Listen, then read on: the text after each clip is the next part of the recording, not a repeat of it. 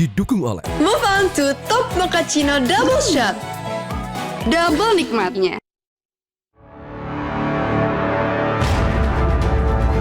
Pimpinan dan anggota Dewan yang saya hormati, dengan pengelolaan fiskal yang sehat, disertai dengan efektivitas transformasi ekonomi dan peningkatan kesejahteraan rakyat, maka pertumbuhan ekonomi tahun 2026 ditargetkan mencapai 5,4% atau lebih.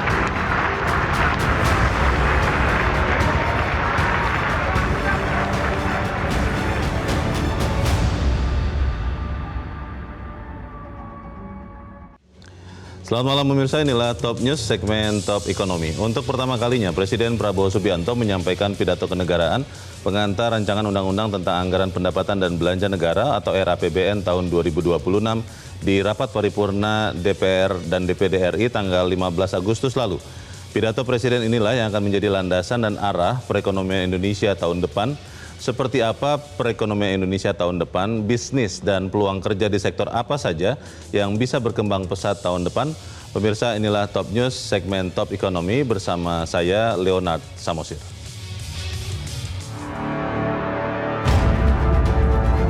Pimpinan dan anggota Dewan yang saya hormati, dengan pengelolaan fiskal yang sehat, disertai dengan efektivitas transformasi ekonomi dan peningkatan kesejahteraan rakyat, maka pertumbuhan ekonomi tahun 2026 ditargetkan mencapai 5,4% atau lebih.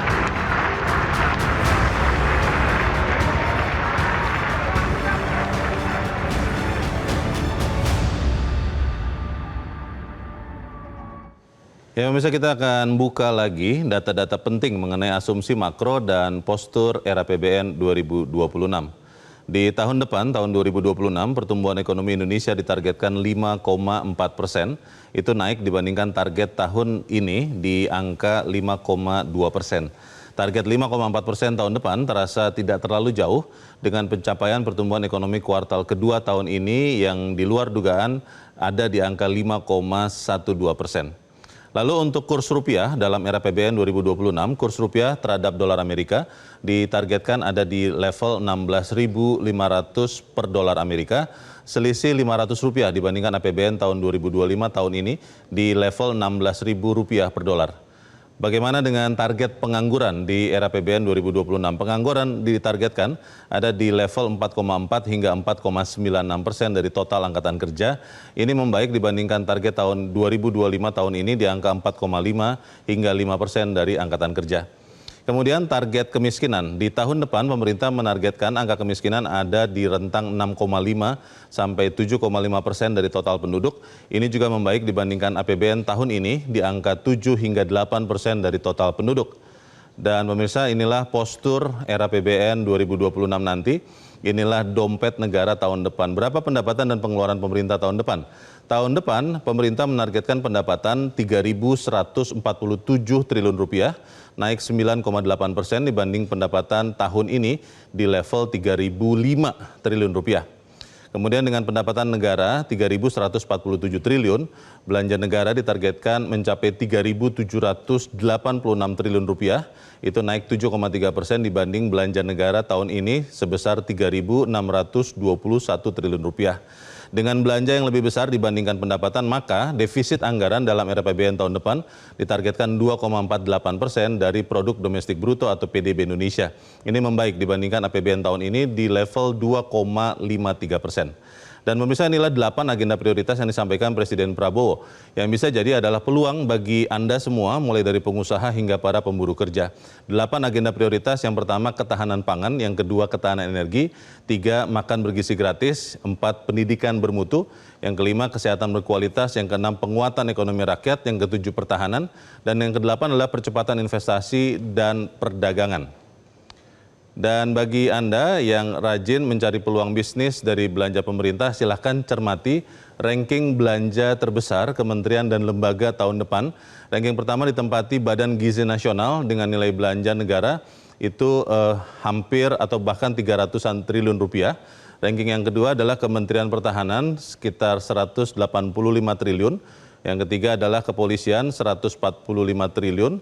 Dan yang keempat, Kementerian Pekerjaan Umum 118 triliun, yang kelima Kementerian Kesehatan 114 triliun, yang keenam Kementerian Agama 88,7 triliun, Kementerian Sosial 84 triliun, Kementerian Pendidikan Tinggi, Sains dan Teknologi 61 triliun, dan seterusnya. Kita bisa melihat sendiri, Anda bisa melihat di level atau di urutan ke-15 ada Badan Intelijen Negara atau BIN 16,45 triliun. Pertanyaannya adalah seperti apa ekonomi Indonesia tahun depan 2026? Bisnis dan lapangan kerja apa yang terbuka lebar tahun depan? Narasumber kunci kami akan segera memberikan jawabannya. Top Ekonomi akan segera kembali. Tetaplah bersama kami.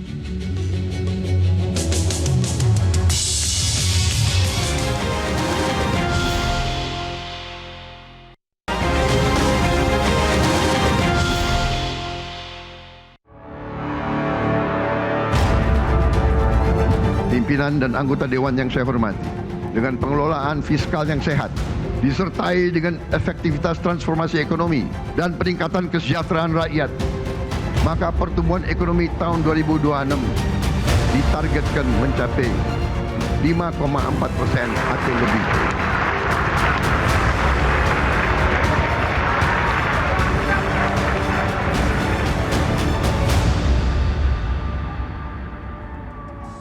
Dan pemirsa, malam ini bersama saya telah hadir 4 orang narasumber, 3 orang hadir secara langsung di Studio 1 Metro TV, dan 1 orang melalui sambungan telekonferensi. Di sebelah saya telah hadir, di sebelah kanan adalah Direktur Jenderal Strategi Ekonomi dan Fiskal Kementerian Keuangan, Febrio Kacaribu. Pak Febrio, selamat malam. Malam Pak Leo. Terima kasih sudah diberikan waktu. Lalu di sebelah kiri saya, pemirsa, telah hadir Ketua Komisi 11 DPR, Miss Bakun. Mas Miss Bakun, selamat malam. Selamat malam. Tidak berlari ya, langsung hadir di sini, terima kasih. Kemudian juga telah hadir bersama saya di Studio Metro TV adalah Ketua Umum Asosiasi Pengusaha Indonesia atau APindo, Sinta Kamdani. Bu Sinta, selamat malam. Selamat malam. Terima kasih telah hadir dengan baju birunya, biru APindo. Dan juga telah bergabung bersama kita pemirsa dari sambungan telekonferensi, Wakil Ketua Dewan Ekonomi Nasional atau DEN, Mari LK Pangestu. Bu Mari, selamat malam. Waktu Hong Kong ya, Bu? Selamat malam. Baik. Ya, saya ingin ke Pak Febrio dulu ya. Pak Febrio, kalau melihat gambaran era PBN 2026 itu adalah gambaran yang optimis, konservatif, atau seperti apa, Pak?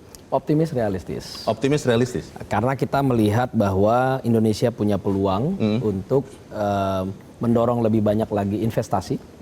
Dan kita punya peluang seperti yang sudah kita lihat, walaupun dalam kondisi tantangan yang berat, kita bisa menunjukkan ekspor yang sangat resilient. Jadi kondisi kita sekarang ini punya daya saing untuk kita bisa terus menarik investasi. Dan tentunya ini yang harus kita kapitalisasi. Jadi Pak Prabowo dengan sangat keras mengatakan bahwa investasi harus menjadi driver dari pertumbuhan ekonomi. Sehingga pertumbuhan ekonomi kita harus menciptakan lapangan kerja yang semakin berkualitas. Di sisi lain kita tahu APBN kita akan tetap bisa sustain, khususnya adalah masyarakat yang berpendapatan miskin dan rentan, itu akan selalu ditopang oleh negara. Sehingga kita selalu akan punya program perlinsos yang kuat, dan juga 8 program prioritas Pak Prabowo ini jelas akan dinikmati oleh semua lapisan masyarakat, mulai dari miskin dan rentan, lalu yang biasa disebut aspiring middle class, dan juga kelompok kelas menengah, dan bahkan kelompok atas. Nah, ini yang kita harapkan bisa menjadi driver selain peluang investasi dan ekspor yang kita cukup kompetitif. Kita harapkan dengan APBN yang kita lakukan dengan semakin berdaya dorong, kita harapkan daya dorong itu bisa dinikmati oleh semua lapisan masyarakat. Optimisnya itu persisnya di bagian mana, Pak Dirjen? Karena begini, kondisi global kan sebenarnya tidak sedang baik-baik saja, cukup kondusif ya. Penuh tantangan. Penuh tantangan. Kita lihat 2024 pun sebenarnya sudah terjadi, bahkan kalau kita mundur lagi 2022 gejolak geopolitik, dan sekarang dengan perang tarif yang sebenarnya sudah mulai dari 2024 dan sekarang makin jelas di 2025. Pertumbuhan ekonomi global itu sebenarnya tidak terlalu menjanjikan. Nah, tetapi dengan kemarin kita berhasil melakukan negosiasi di antara 15 negara yang punya surplus terbesar dengan Amerika, Indonesia itu diuntungkan dengan tarif 19%. Karena negara-negara yang langsung direct competitor dengan kita untuk pasar Amerika, itu tarifnya lebih tinggi daripada Indonesia. Vietnam. Termasuk China, termasuk Vietnam, termasuk India, bahkan mungkin to some extent termasuk Meksiko. Jadi ini adalah peluang bagi ekonomi Indonesia dan investasi. Kita harapkan dan sudah mulai terlihat minat dari investor untuk membuka pabrik di Indonesia untuk memanfaatkan competitiveness. Ingin memperjelas saja lagi Pak Febrio, kalau bicara teori dasar pertumbuhan kan ada konsumsi, ada government spending, ada ekspor kurang impor, ada investasi. Di tahun depan itu yang mana yang lebih diandalkan pemerintah untuk mendorong target 5,4% bisa tercapai? Investasi dan ekspor. Investasi dan ekspor. Ekspornya kemana Pak? Ini kan sedang susah nih mau mengekspor. Justru itu. Jadi karena kita melihat tadi kondisi global yang sedang berat, tetapi karena kita bisa melihat peluang bahwa di tengah gejolak yang sedang terjadi pun, kita lihat di semester pertama, pertumbuhan ekspor kita itu bahkan double digit. Jadi kuartal kedua kemarin itu kita pertumbuhan ekspornya 10,8%. Itu sudah real, artinya sudah dihilangkan faktor harganya. Kalau secara nominal itu bisa 15%-an. Nah sehingga kita melihat peluang ini, walaupun kemarin kita lihat ya bahwa paruh pertama itu banyak yang dalam bentuk front loading. Kenapa? Karena takut perang tarif itu tarifnya sangat tinggi, 32% yang menjadi ancaman, sehingga pembeli dari Amerika dan juga banyak tujuan ekspor Indonesia itu juga mempercepat pembeliannya dari eksportir Indonesia. Nah, tetapi karena kita dapat yang 19%-nya, ini menjadi peluang yang relatif lebih baik dibandingkan dengan banyak negara lain. Memang di paruh kedua, ini memang akan masih cukup challenging, tetapi kita melihat peluang itu cukup besar. Baik, Pak Misbakun, kalau Anda lihat posturnya, pertumbuhan ditargetkan 5,4%, kemudian defisit 2,48% dari PDB, itu terlalu optimis saja atau cukup realistis sebetulnya? Kalau saya lihat angka yang disampaikan oleh Pak Presiden, itu yang angka menurut saya itu sangat agresif. Agresif? Agresif. Yang mananya nih maksudnya? Dari angka pertumbuhan. Pertumbuhan itu agresif.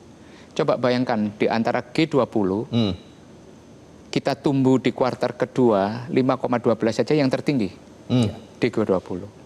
Dan kemudian di saat World Bank dan semua IMF, ADB mengkoreksi pertumbuhan. Dan kita masih bisa di atas itu. Sehingga para ekonom pun tidak percaya.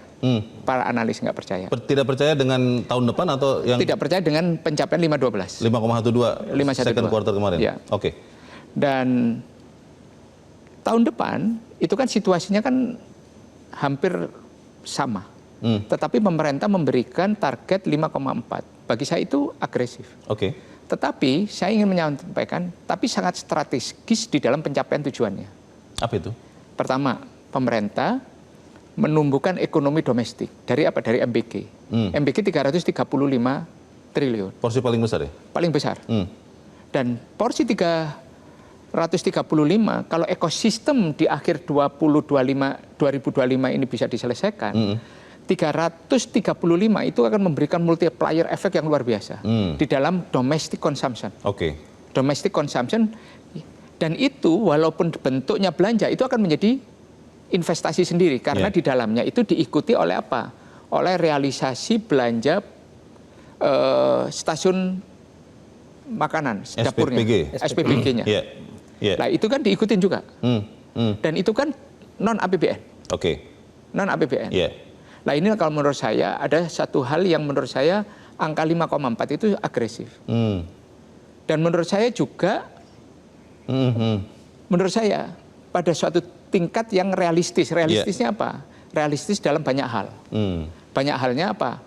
Banyak hal karena program-program pemerintah yang sifatnya konsumsi ini dan sifatnya belanja habis, itu di banyak hal. Contoh di pendidikan. Pendidikan itu ada 750 triliun. 750 triliun. Dan itu pembangunan infrastruktur, perbaikan rehabilitasi sekolah. Bukannya hampir separuhnya larinya ke MBG dari 750 triliun? Enggak, MBG sendiri, pendidikan sendiri. Oh, itu di luar yang 335 triliun? Di luar. Jadi kalau kita kombinasikan, itu dua hal yang berbeda. Dan ini kalau dua ini kan semuanya kan belanja yang habis di sana. Ada biaya operasional sekolah dan sebagainya. Nah, kalau kita ingin menyatakan bahwa disinilah Pak Prabowo ini mulai mewujudkan apa yang disebut APBN yang disusun oleh tim ekonominya sendiri. Karena memang Ini full, ini disusun pertama oleh kali pemerintahan disusun oleh Prabowo. pemerintahan Pak Prabowo yang tahun ini mulai menyusun sendiri APBN-nya. Baik. Sehingga apa yang dituliskan, apa yang menjadi program visi misinya itu ada di sana disebutkan secara konkret. Ini saya ingin ke Bu Sinta karena pengusaha biasanya akan lebih jeli melihatnya. Kalau Pak Misbakun kan mungkin ada tujuan yang lain mungkin ya, mungkin. Enggak juga. Oh enggak juga ya. Enggak juga. Saya ingin ke Kita Bu Sinta. realistis saja Baik. Bu Sinta melihat kan investasi dibutuhkan Bu disebut 7.450 triliun tahun depan. Itu besar sekali di saat ketidakpastian itu masih cukup tinggi, baik di luar maupun juga di dalam. Kalau Apindo melihat angka 5,4% dulu ya Bu, kita bicara pertumbuhan. Itu seperti kata Pak Misbakun tadi, agresif atau itu malah harusnya ditingkatkan lebih tinggi lagi? Bagaimana Bu? Saya punya bahasanya yang lebih canggih, saya bilang aja begini. Pragmatic but forward looking. Pragmatic but forward looking. but forward looking. Oke. Jadi saya ngelihat 3 hal utama. Pertama, jelas kelihatan menjaga financial sustainability. Jadi fiscal sustainability-nya itu dijaga. Kedua, tetap memberikan ruang untuk ekspansi sektor-sektor yang produktif. Dan yang ketiga, tetap menjaga bantalan sosialnya untuk dengan kondisi volatilitas global seperti ini. Gitu. Jadi dari ketiga hal itu saya melihat ada pragmatisme tapi very forward looking gitu ya. Kita melihat selalu melihat angka, kejarnya itu selalu ke 8. Jadi somehow apapun pertumbuhan yang diterapkan pemerintah pasti ngelihatnya ke 8. Ke 8% maksudnya? 8%. Jadi kalau ngelihat ke 8%, kayaknya 5,4, masih memungkinkan 5,4.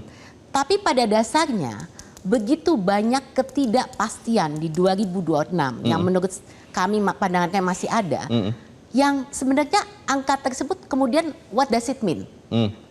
Bisa tercapai, bisa sangat realistis, bisa sangat optimistik, itu tergantung keadaan situasi kan, gitu. Dan jadi kami kembali selalu mengatakan angka boleh angka, tapi pada akhirnya apakah ini bisa dieksekusi, gitu. Karena selalu permasalahan yang utama adalah ke gap implementasinya.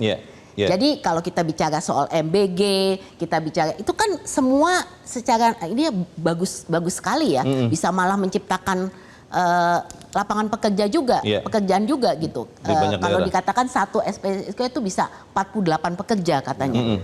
Jadi kalau dilihat ini sangat positif, gitu kan. Tapi tantangannya kan banyak juga.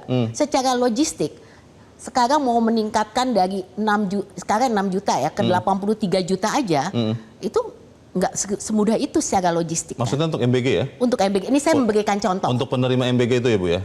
Memberikan contoh. Jadi maksud saya begini, ini boleh kita memiliki satu target, tapi pada akhirnya kan kenyataannya kita tahu tantangan ini tidak semudah itu. Ada nyata di depan mata ya? Tentunya termasuk juga dengan investasi yang tadi sudah disebutkan. Karena kalau mencapai nilai seperti yang diharapkan untuk 5,4 perlu 7.450 triliun. Besar sekali.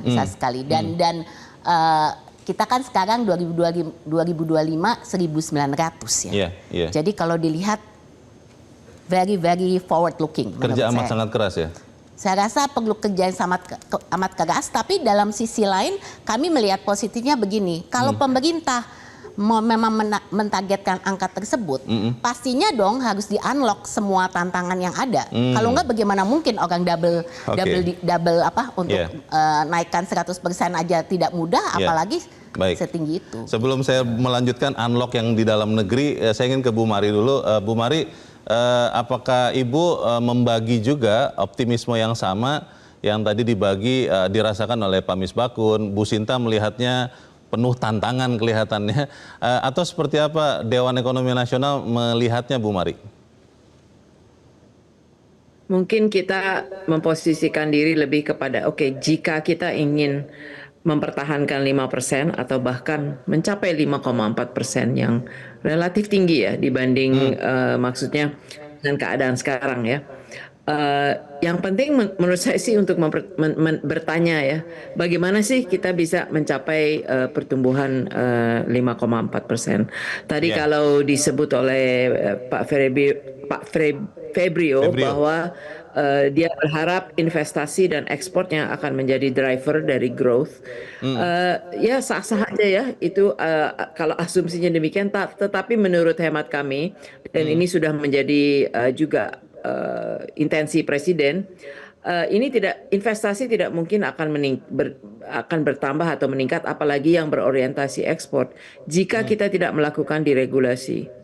Ya, jadi menurut kami ini salah satu kunci.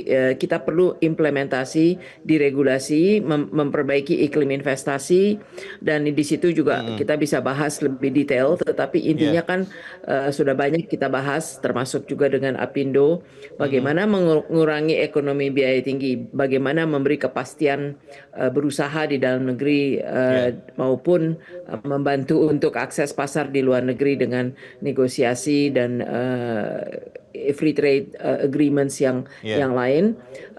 EU Indonesia SEPA itu penting karena itu akan lebih memastikan daya saing kita terhadap Vietnam misalnya. Jadi ini bagian dari implementation yang penting ya. Dan kalau kita jadi saya sih kuncinya kalau kita ingin mencapai 5,4%, sangat penting untuk kita bisa meningkatkan bisa melakukan diregulasi yang pokok-pokok untuk yang sudah banyak dibahas selama ini dengan dunia usaha, dan juga sudah dijanjikan oleh Presiden sendiri ya di Sarasehan di bulan April. Jadi bagaimana kita implement itu. Kemudian kedua, kalau kita tetap berharap peran dari APBN sebagai stimulus atau mempunyai multiplier effect, kita kan harus melihat dari dua sisi ya, dari pendapatan, mungkin dari pengeluaran dulu. Pengeluaran yang sudah disampaikan sebagai 8 prioritas program itu juga bisa mempunyai sumbangan kepada pertumbuhan, tetapi kembali lagi selama itu diimplementasi dengan efektif, seperti MBG misalnya, itu kan salah satu yang dapat dana besar ya. Dan kalau memang itu diterapkan secara efektif, dia benar-benar bisa mempunyai multiplier effect di level bawah ya, langsung ke komunitas dan seterusnya. Koperasi Merah Putih juga. Ya, tapi itu syaratnya tentu kita harus benar-benar bisa implementasi secara efektif ya. Nah, disinilah pentingnya juga untuk memperhatikan implementation ya. Dan juga bantuan sosial dan lain sebagainya. Tapi banyak yang sebetulnya tidak di dalam posisi stimulus. Kita tidak terlalu melihat banyak sumbangan dari infrastruktur karena anggapannya ini akan datang dari swasta untuk melakukan infrastruktur. Dan untuk itu sebetulnya kembali lagi kebijakan pemerintah untuk mendukung dibangunnya infrastruktur itu sangat penting. Misalnya nih ketahanan energi cukup besar ya, 400 triliun, tapi setengahnya itu, lebih dari setengahnya adalah untuk subsidi ya, hanya sekitar berapa nih, 37,5 T untuk anggaran energi terbarukan. Padahal targetnya kita harus mencapai 100% untuk EBT. Jadi ini contoh-contoh bagaimana kita perlu memperbaiki. Mungkin saya tambahin satu hal lagi ya. Dari segi pengeluaran, kalau kita ingin anggaran bisa lebih banyak menyumbang kepada stimulus dan pertumbuhan ekonomi, pengeluarannya, pendapatannya harus meningkat. Kalau enggak terbatas kan karena sudah banyak program prioritas. Di sini mungkin bisa Pak Febrio, rencana untuk meningkatkan tax revenue tanpa terlalu mengejar intensifikasi, tapi bagaimana dengan ekstensifikasi, dan yang penting core tax bisa jalan dan menggunakan digital GovTech untuk bisa memperbaiki pertukaran data dan lain sebagainya, sehingga kita bisa benar-benar meningkatkan pendapatan dari tax ya, tapi dengan meningkatkan kepatuhan. Terima kasih Bu Mari. Ini saya langsung ke Pak Febrio. Saya mau dua dulu saja Pak. Yang tadi soal deregulasi, itu kan supaya kemudian Bu Sinta dan kawan-kawan berani investasi dan ekspansi.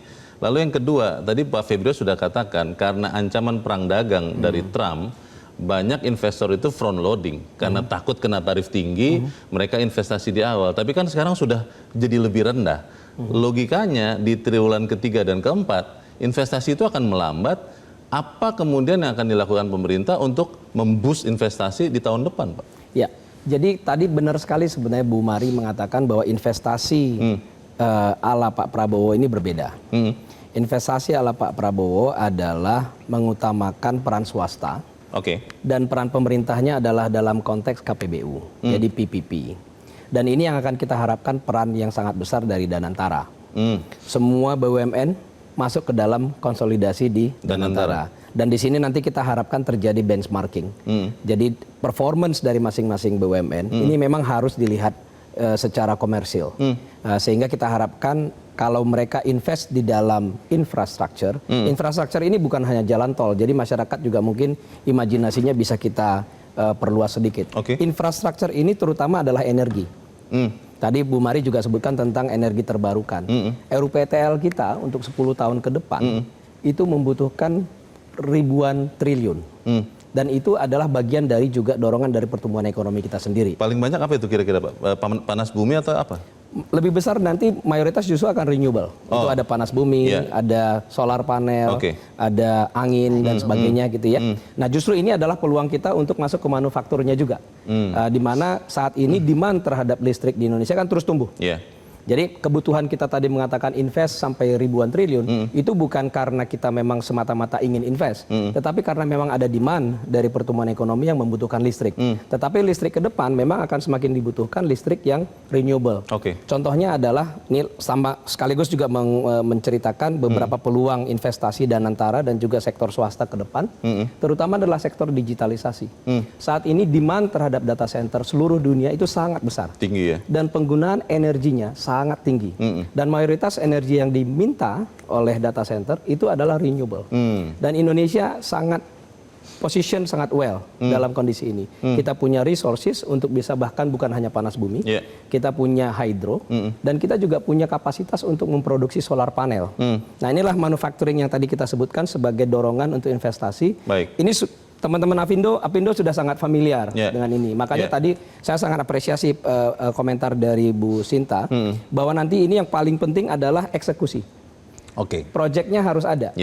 Uangnya ada nggak? Kita nggak pernah masalah dengan uang. Kalau investasi, masyarakat global itu membutuhkan proyek-proyek yang sangat investable dan high return. Tetapi memang persis seperti kata Bu Sinta tadi, eksekusinya ini harus lebih cepat. Soal eksekusi sudah diangkat oleh Pak Febrio karena di saat ini pemirsa anggaran yang sedang berjalan itu juga masih belum sampai separuh ya dari anggaran yang dianggarkan. Bagaimana kemudian efektivitas APBN 2026 benar-benar membawa ekonomi menuju 5,4%. Tetap bersama kami, Top Ekonomi segera kembali.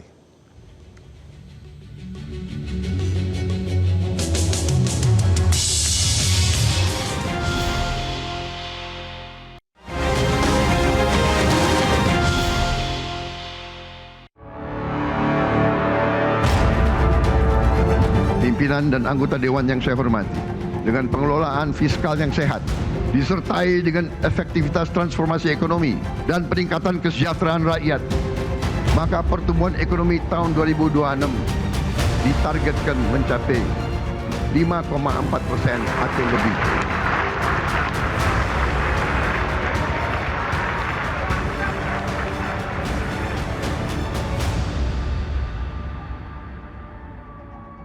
Terima kasih Anda masih bersama kami pemirsa, dan kita masih membahas bagaimana ekonomi Indonesia tahun depan. Saya ingin langsung ke Bu Sinta. Bu Sinta, kita memang ingin optimis Bu, tapi kan harus realistis juga. Bagaimana kemudian kondisi ekonomi sekarang itu beberapa orang meyakini tidak baik-baik saja begitu. Nah bagaimana di suasana yang masih dirasakan seperti itu, APBN 2026 itu akan bisa mendorong ekonomi terutama juga para pengusaha Bu? Ya, jadi mungkin kita lihat satu dari dasar kondisi saat ini. Karena jelas di baru keluar angka 5,12 pertumbuhan 5,12 di kuartal kedua itu kan memberikan optimis tersendiri. Apapun alasannya, maksudnya ada banyak pertanyaan dan lain-lain. Tapi kita melihat ini sebagai suatu angka, bisa tumbuh sekian. Kita pakai dulu itu angka ya. Nah, kita mesti mungkin kalau kami melihat dasarnya kan dari kondisi di lapangan. Memang kalau ditanya baik-baik saja, ya tentunya kondisi di lapangan ya tidak semua baik-baik saja. Tapi yang tidak baik-baik itu sektor yang mana, gitu kan? Nah saat ini yang kami dukung ini kan memang sektor padat karya, karena sektor padat karya khususnya TPT ya. Tekstil, produk tekstil. Ya kita kan melihat itu dia yang paling banyak tutup pabrik, paling banyak PHK, itu kan ada di sektor tersebut. Tapi memang kalau ditanya apakah ada penciptaan lapangan pekerjaan dari investasi baru? Banyak. Jadi tahun ini aja udah sampai 1,2 juta, ya kan? Nah, cuman kita lupa bahwa setiap tahun kita harus menyiapkan 2-3 juta lapangan pekerja baru karena bagi ada angkatan kerja baru. Jadi tetap ada gapnya. Memang kalau ditanya apakah ada banyak yang baru? Banyak yang baru. Tapi penciptaan lapangan pekerjaan tetap menjadi satu tantangan buat Indonesia pada saat ini, karena gapnya ini, gitu loh. Kita belum punya cukup lapangan pekerjaan untuk bisa masuk untuk fill in the gap ini. Betul. Kemudian kedua kita melihat kemudian kemana? Ini kan majunya semua ini kan ke informal sektor. Informal sektor itu hampir udah 59% lebih, ya kan? Berarti dia itu kemana ini informal sektor? Ini kan bukan pekerja dengan penghasilan tetap dan lain-lain, ya kan? Ini kan informal, gitu. Ini juga beban tersendiri. Jadi ini situasi yang ada pada saat ini seperti itu. Makanya kami mendorong pemerintah dan kami apresiasi karena pemerintah juga mendengar ya. Keluhan ini padat karya perlu direvitalisasi, perlu diperhatikan. Kalau dilihat peluang, kita bicara soal Amerika, sebenarnya peluang ke Amerika itu besar sekali. Karena ekspor tekstil kita ke Amerika, TPT ya, khususnya knitted itu 61%. Garment segala macam ya. Iya, jadi sebenarnya kalau total ekspor ke Amerika cuma 10, tapi TPT itu sampai 61%. Nah, kalau kita bisa lebih kompetitif daripada negara lain, ya mungkin saja kita bisa ekspor, punya peluang ekspor yang lebih besar. Itu yang tadi disampaikan ada peningkatan ekspor, karena peluang itu ada. Tinggal sekarang kita mesti membenahi PR kita sendiri, gitu kan? PR itu tadi saya mau sampaikan karena Bu Mari tadi udah keburu menyampaikan mengenai masalah investasi. Kalau Danantara, I don't think it's an issue. Udah pasti mereka komit, banyak project dan mereka siap. Ini saya bicara mengenai swasta. Internal ya? Kalau swasta saat ini memang masih ada beberapa isu yang sudah kami sampaikan juga kepada pemerintah dan sekarang sedang diperbaiki, yaitu tadi yang disampaikan. Pertama, cost of doing business, ya kan? Cost of doing business itu ada yang quantifiable, ada yang tidak quantifiable. Yang quantifiable itu tadi ya mengenai misalnya kita bicara logistic cost, labor cost, energy cost, suku bunga pinjaman, itu semua quantifiable, ya kan? Bisa diperhitungkan. Nah, itu kita terus terang belum kompetitif kalau dibandingkan dengan negara tetangga. Kita masih dianggap lebih tinggi, gitu kan? Makanya kenapa kita katakan dengan Vietnam beda 1% itu masih challenging. Tapi Vietnam itu kan kena transshipment 40%, jadi itu jelas bantu Indonesia banget, gitu kan?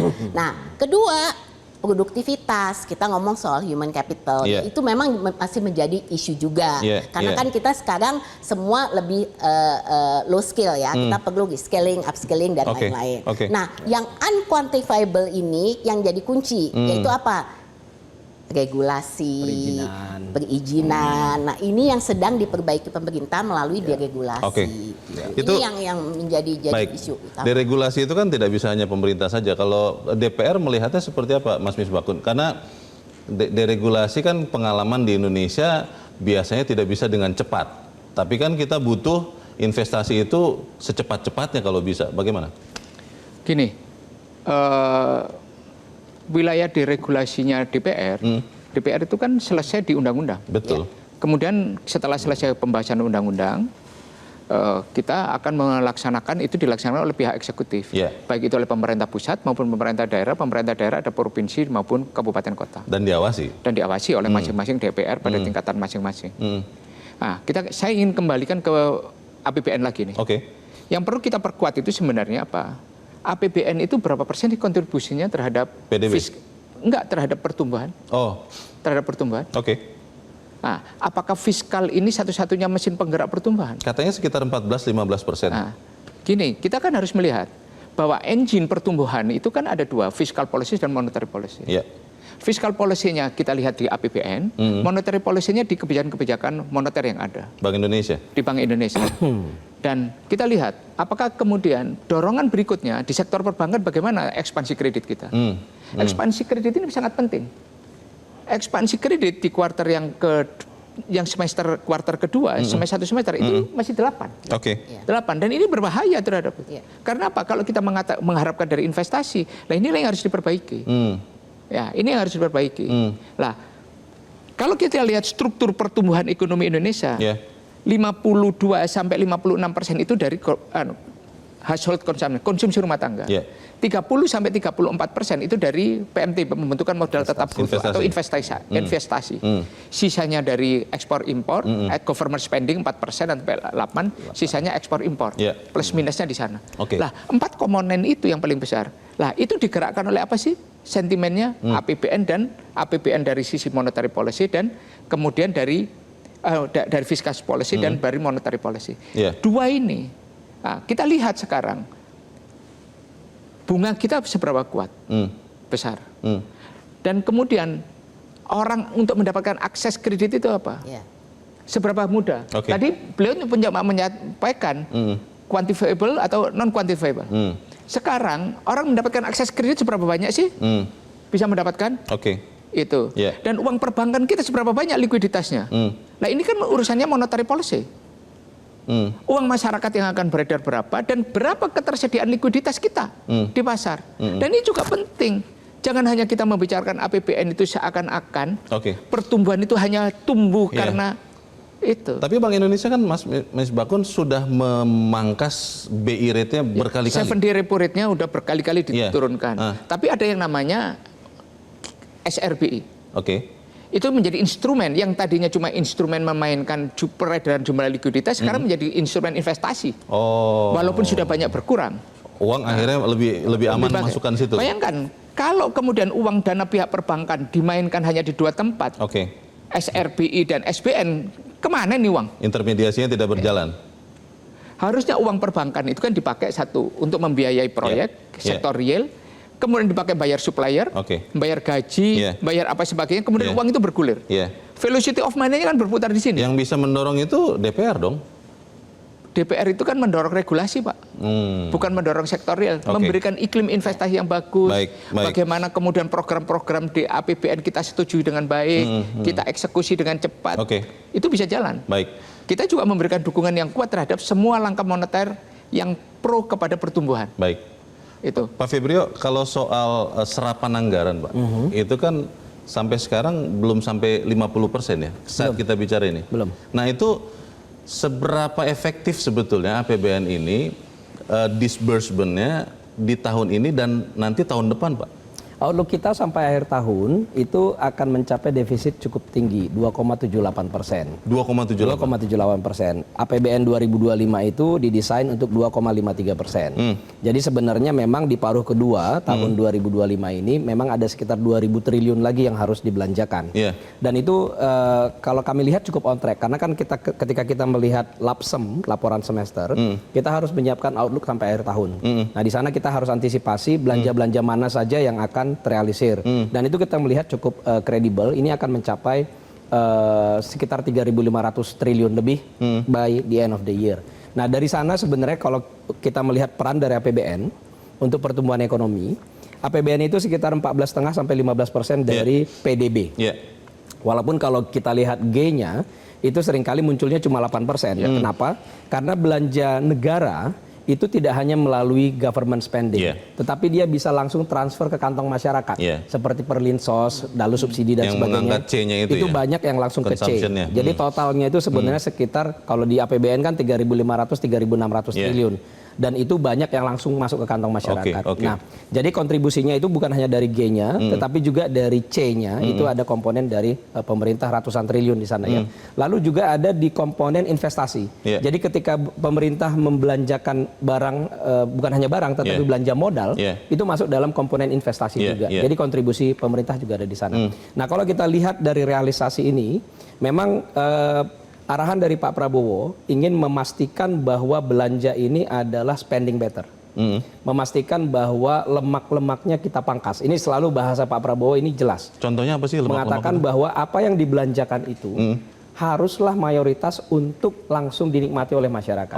Jadi misalnya kalau kita lihat dari 8 program prioritas Pak Prabowo yang sebenarnya sudah dilakukan di tahun 2025, dilanjutkan dengan sangat kuat di tahun 2026. Ketahanan pangan, ketahanan energi, lalu pendidikan, MBG sendiri, lalu ada kesehatan, lalu ada juga kita ingin mendorong sektor perumahan. Lalu kita juga dorong investasi dan perdagangan. Jadi dari semua 8 program prioritas Pak Presiden, ini sudah hampir 1.400 triliun sendiri yang langsung dirasakan oleh masyarakat di seluruh wilayah Indonesia. Kalau tahun ini kan Pak Febrio di awal tahun sempat ada yang dibintangi atau seperti apa karena dari alokasi atau efisiensi anggaran. Di tahun depan itu akan masih terjadi seperti ini atau akan lebih cepat lagi penyerapan anggaran itu? Spending better harus terus dilakukan. Itu semangat dari Pak Prabowo. Sudah pasti semua belanja kita yang 3.600 ini akan menjadi sekitar 3.700-an triliun. Ini harus sebesar-besar untuk dinikmati oleh masyarakat. Makanya tadi kalau kita sebutkan yang 8 program prioritas itu nanti totalnya sekitar 1.400 triliun, itu banyak yang langsung ke kantong masyarakat. MBG ada di sana. Dia masuk ke dalam konsumsi masyarakat langsung dan juga melibatkan UMKM dan melibatkan ekosistem dari ketahanan pangan. Saya mungkin kalau boleh sedikit lagi tentang ketahanan pangan sedikit. Karena ini sangat strategis dalam prioritas Pak Prabowo, ketahanan pangan itu nomor 1. Petani kita itu 40 juta orang. Jadi kalau kita menumbuhkan sektor pertanian, itu sudah langsung berdampak pada 40 orang pekerja kita. 40 juta ya? 40 juta orang. Jadi sektor ketahanan pangan ini sangat mendapatkan perhatian khusus dari Pak Presiden.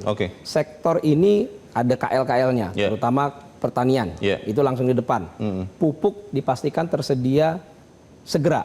Contohnya 2025 itu kita sediakan langsung 1 Januari jam 00.01 udah ada yang bisa beli pupuk. Lalu itu memastikan bahwa ketahanan pangan kita terjadi. Contohnya adalah kita bisa menjaga pertumbuhan beras. Padi kemarin itu sampai di atas 15%. Baik, Pak Febrio tahan dulu karena di bagian berikut kita ingin cari tahu seperti apa rinciannya karena ada yang mengatakan the devil are in details. Tetap bersama kami, Top Ekonomi segera kembali.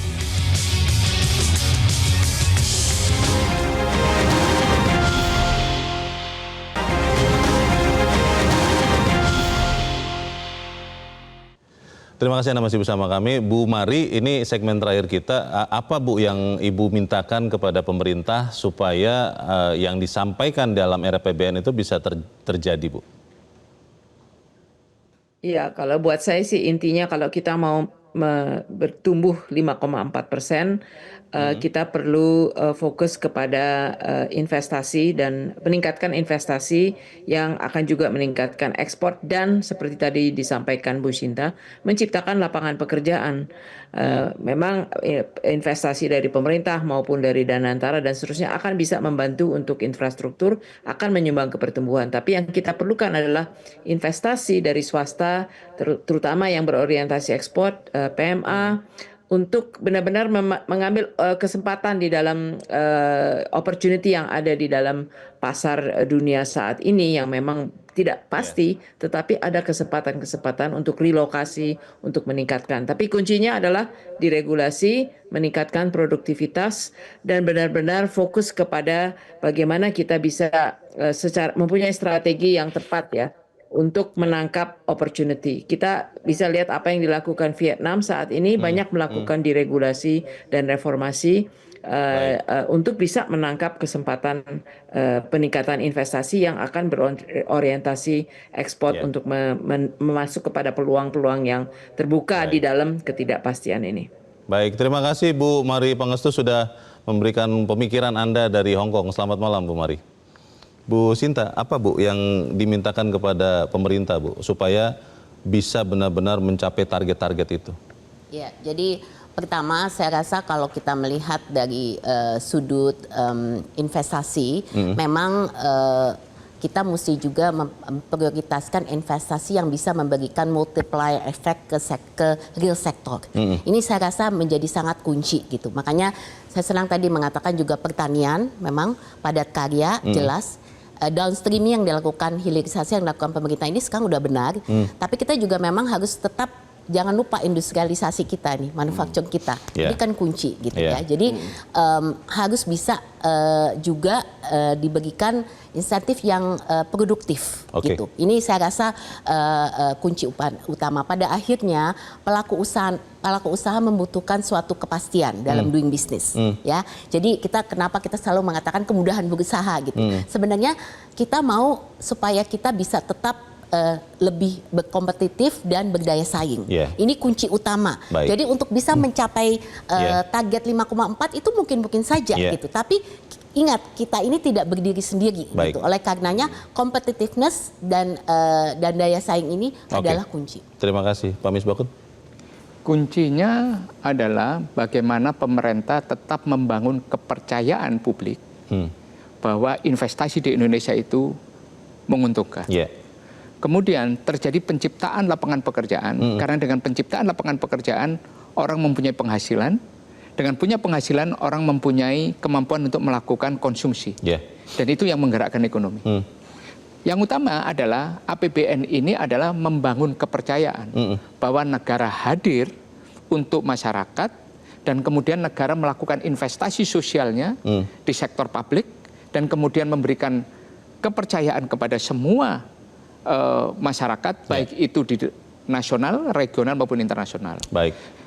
Dan ini salah satu menurut saya kenapa sekarang seperti Danantara itu sangat kuat pengaruhnya, karena dia diberi kepercayaan dan fleksibilitas untuk mengemban amanat, yaitu melakukan dorongan pertumbuhan dari investasi yang berasal dari pemerintah. Terima kasih Pak Misbakun. Singkat saja Pak Febrio, silakan. Perhatian Pak Prabowo jelas sekali untuk menciptakan lapangan kerja sebanyak-banyaknya. Dalam 3-4 tahun terakhir sebenarnya ekonomi kita dengan tumbuh 5% saja, itu setiap 1% pertumbuhan ekonomi kita sudah menciptakan sekitar 800 sampai 900 ribu net lapangan pekerjaan baru. Jadi mungkin tadi sedikit menyambung Bu Sinta, setiap tahun kita menciptakan 3,6 juta net lapangan pekerjaan baru. Jadi itu lebih dari tambahan jumlah orang yang mencari pekerjaan baru. Memang jumlah pengangguran yang dicatat oleh Kemenaker setiap bulan itu totalnya 1 tahun sekitar 70 ribu. Tetapi penciptaan lapangan kerja itu netnya 3,6-3,7 juta. Ini yang harus diteruskan. Nah tadi Pak Prabowo jelas sekali bahwa ingin menciptakan lapangan pekerjaan sebanyak-banyaknya. Ketahanan pangan tadi 40 juta. Jadi kita ingin melihat bahwa ketahanan pangan ini bukan hanya sekedar menciptakan pangan, tetapi juga menghidupi banyak pekerja. Selamat bekerja, terima kasih Pak Febrio, Bu Sinta, dan Pak Misbakun, dan juga kepada Bu Mari dan pemirsa. Demikian akhir dari Top Ekonomi untuk malam ini. Kita berjumpa kembali Selasa pekan depan. Saya Leonard Samosir, selamat malam, sampai jumpa. Jelajahi cara baru mendapatkan informasi. Download Metro TV Extend sekarang.